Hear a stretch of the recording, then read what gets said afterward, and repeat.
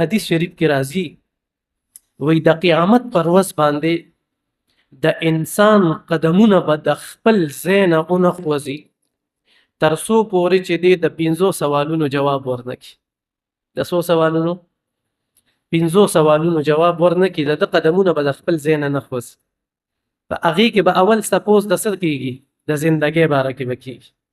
ای بنده عمر مې درکړی و، خشته زندګي مې درکړې وه، په خپلو لاسونو باندې روغ وې، خشته سترګې مې درله درکړې وې، خشته غوږونه مې درکړي، تا به په هغې باندې خبرې واورېدې، مال مې درله درکړی. آیا تا دا زندګي د الله په نافرمانو کې ضایع کړې ده؟ که نه تا د مظلوم حمایت کړی دی؟ تا حرامه ګټلې ده که حلاله دې ګټلې ده؟ زندګۍ کې خپل خواهشاتو پسې لیونې سپېلنې ګرځېدې، د الله د احکاماتو نه د مخ اړولې، د نبي علیه الصلاة والسلام طریقې ستا په زندګۍ کې نه وي،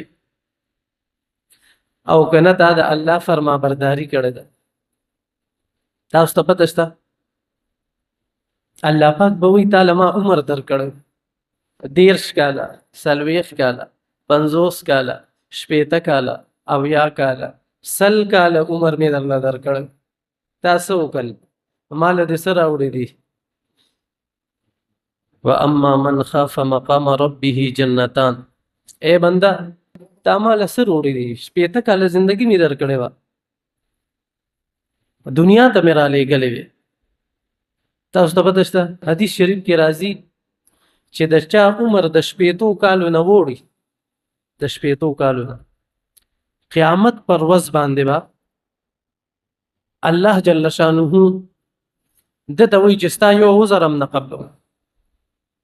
چې د چا عمر 60 کالو ته ورسي او الله راضي نه کړي او د دنیا نه داسې لاړ شي، قیامت پر ورځ به ورته الله جل شانه فرمایي چې ای بنده خواله را نه شي، ستا یو عذر هم نه قبلوم، 60 کاله زندګي مې درکړی، تا خپله خواهشاتو باندې ټوله ختمه کړه، مال دولت پسې رک لیونې ګرځېدې، دنیا پسې ګرځېدې، ما له دې څه راوړي دي؟ ما له تا څه کړي دي؟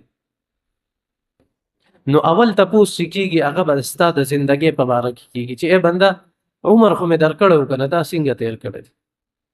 نو ما تا ته 3 طریقې وښولې. یو طریقه د الله احکامات، د دنیا د آخرت دواړه فایدې دي پکې. دویمه طریقه په مباح شیزونو کې صرف کول، فایدې نشته نقصان هم نشته. دریمه طریقه